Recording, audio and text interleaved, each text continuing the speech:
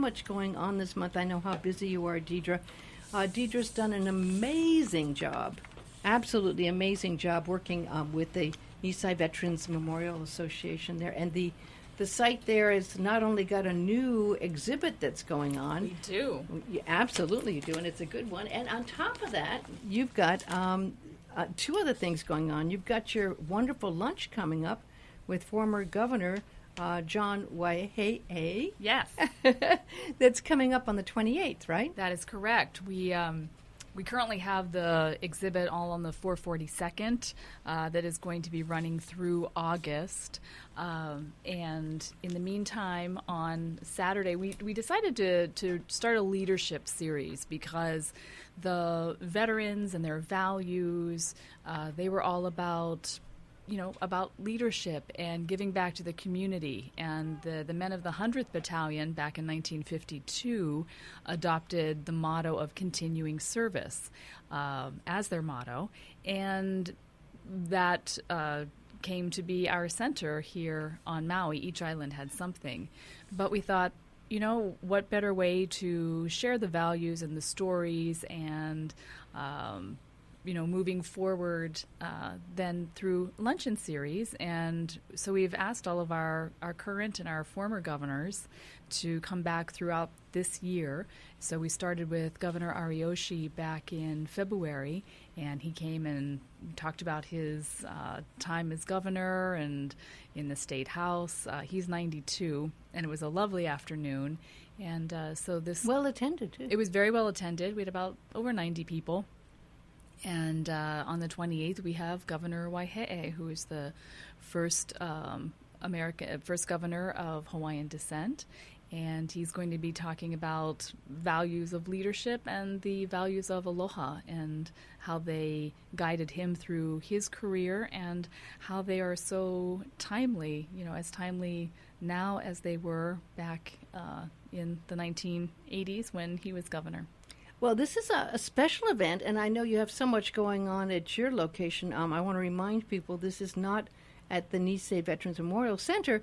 It's actually at the Kahili Golf Course and the Nahele Ballroom, and some people know it as the golf course there. That's right there where the beautiful Marilyn Monroe house is up at the top, but it's at the restaurant downstairs below the restaurant there. Correct.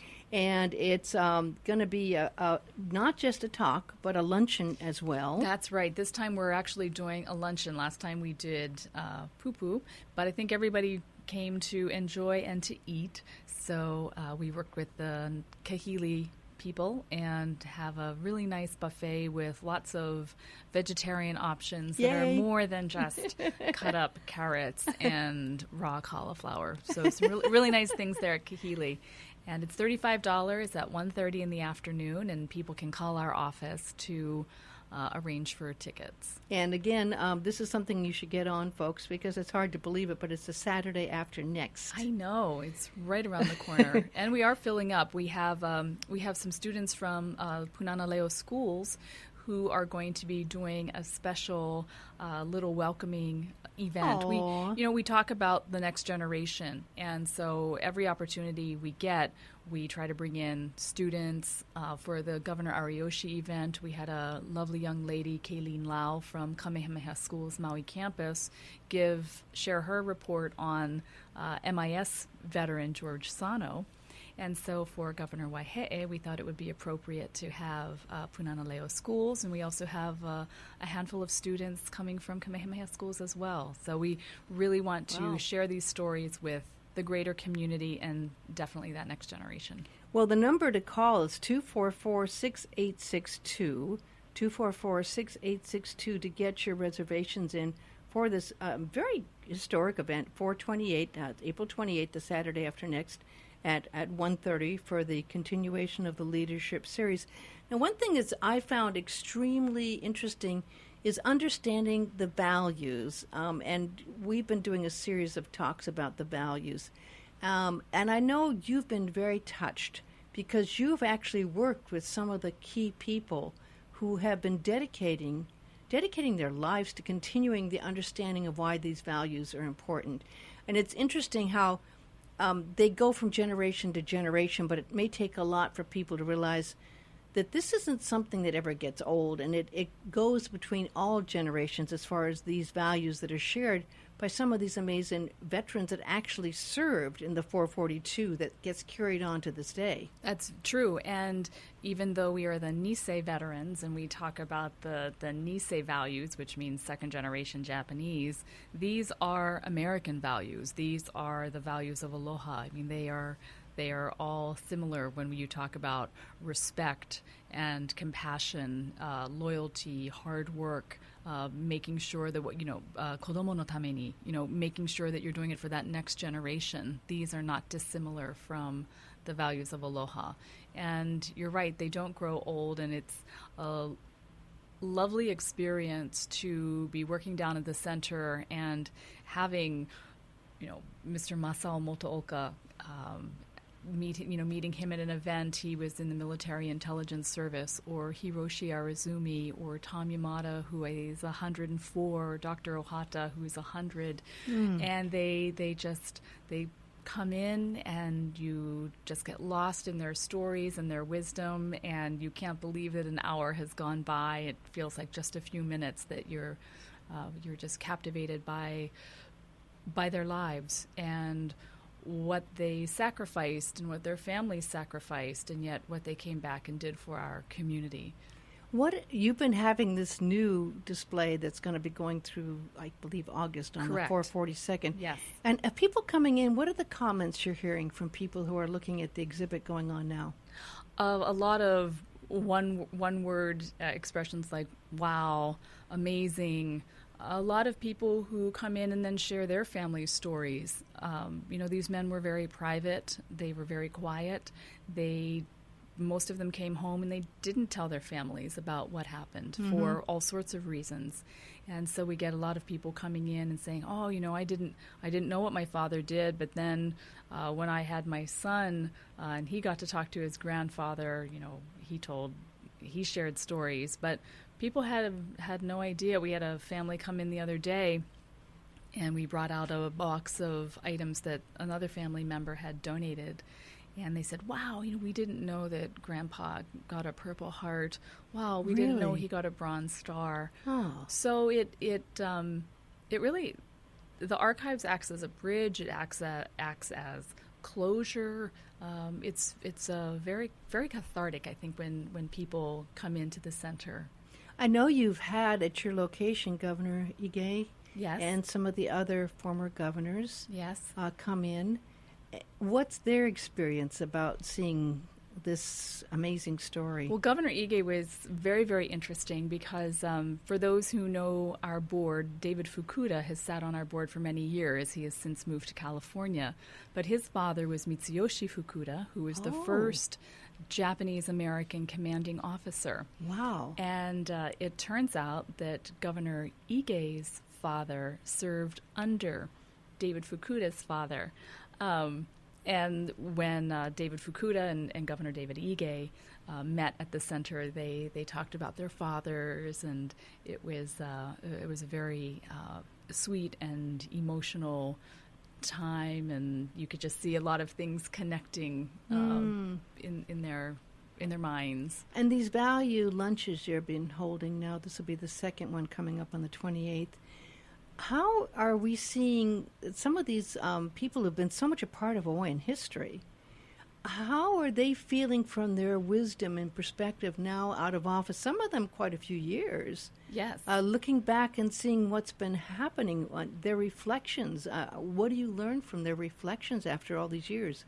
Well, Governor Ariyoshi wrote a book titled "With Obligation to All," and that is such a foundational philosophy of Japan, of Giri, and that you're obligated to your parents and to the past generations, you're obligated to the future generations. And he said, even to this day, all the decisions that he has made throughout his life, the one question he always asked himself was, how is this going to affect my family? I want to make sure that I don't make my family ashamed. Haji, wow. That's a big value for Governor Ariyoshi was Haji. Don't shame your family, and make sure that you're laying a foundation that is going to be beneficial for generations Which generations was to come. how the Nisei Veterans Memorial Center was built. Yes.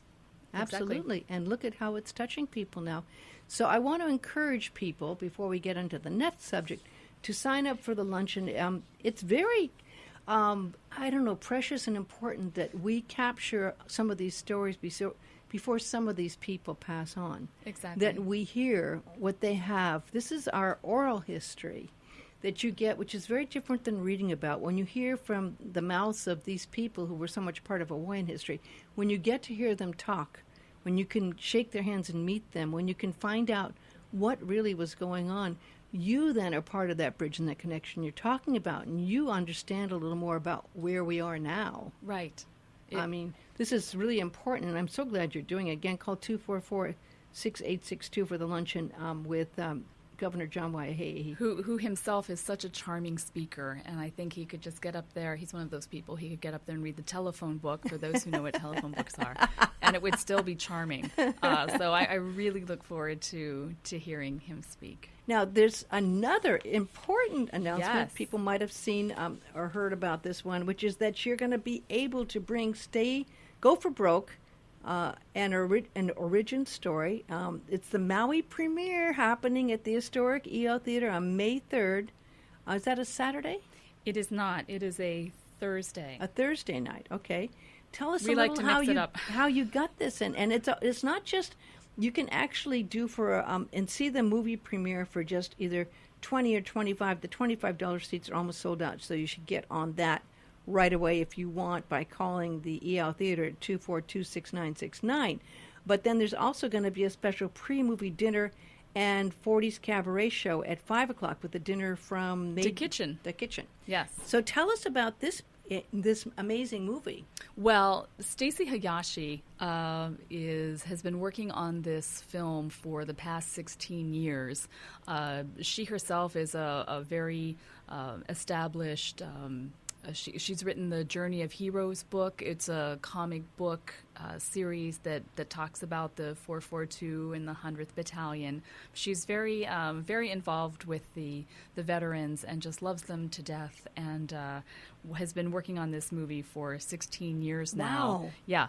It chronicles from Pearl Harbor, the bombing of Pearl Harbor, through the 100th Battalion, and then the beginning of the 442nd, and I think the last scene is where they're all at Iolani Palace getting ready to be shipped off. But it uses primarily all actors from Hawaii, including Jake Shimabukuro. He's in there. He portrays Mauian Saburo Maehara,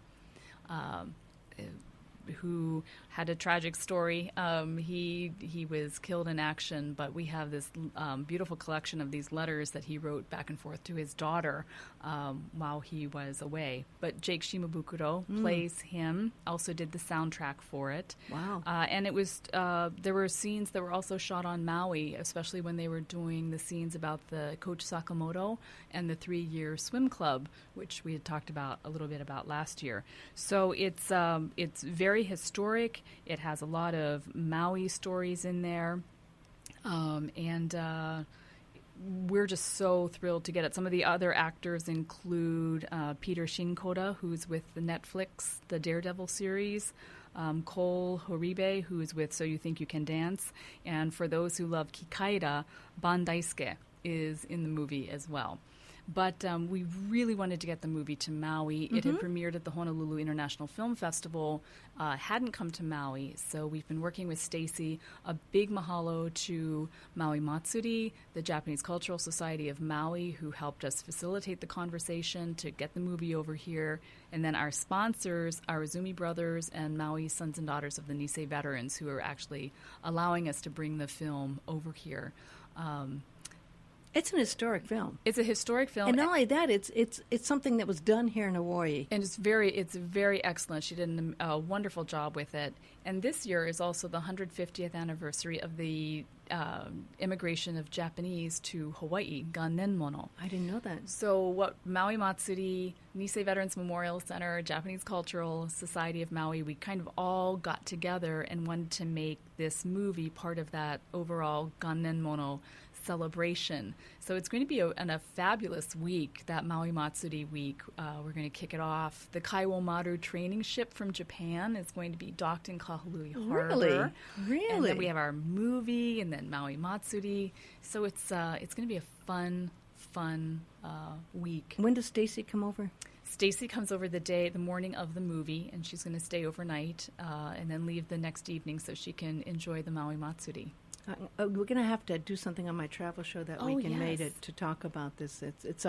It's wonderful to find out. You're such a wealth of treasure. I mean, it really, truly, and to put something like this on is so big, and to be able to see it at the historic EL Theater is going to be so chicken skin. Well, the EL Theater holds such a dear place in our veterans' hearts. I mean, Bob Hope came, Frank Sinatra came to entertain the troops. So a big mahalo to Alexis and Stephen Daskulias, who are putting on this cabaret show while the kitchen does the dinner inside the theater. It's really a lot of firsts. So it's going to be a so very the fun dinner, night. folks, is actually going to be before, and I like that you're doing it early. The movie starts at 6:30, correct? But if you want to do the dinner, that's at 5. That's at 5. And it's like a whole production number. It's it's in the theater. It's in the theater. It's the kitchen, so it's going to be absolutely delicious. They will have vegetarian options, and you get to watch a cabaret show with the great local talent singing 1940s World War II era songs. I mean, how can you not love that? And it's a fundraiser for Nisei Veterans Memorial Center, so everyone is putting in a lot of kokua for us. So we are so just if so you're thankful. just going for the cheaper tickets, and I hate to call them cheaper, but less expensive is a better word, $20 for the movie, $25 for the special seating up front, and you got to call early for that because that's going quickly. And then if you want to go to the dinner, it's just $30 for the dinner, pre-movie dinner, and the cabaret show at 5 o'clock. And what's the best number just to call the historic EL Just Theater? call the theater. They're handling all the ticket sales for us. Talk to Judy over there. Everyone loves She's Judy. great. Yeah, She's Judy's the best. great. Yeah, 242-6969. 242-6969. This one's not, you don't call the Nisei Veteran Center. So, but this one's going to be a very historic night again. It will be. And to see the movie and to see a little of the history, I think will make it so real. It's one thing about us talking, but to see that story on the screen. There's nothing like seeing it on the screen, and then Stacy is going to do a question and answer afterwards, which will be really interesting. I mean, she's just put a lot of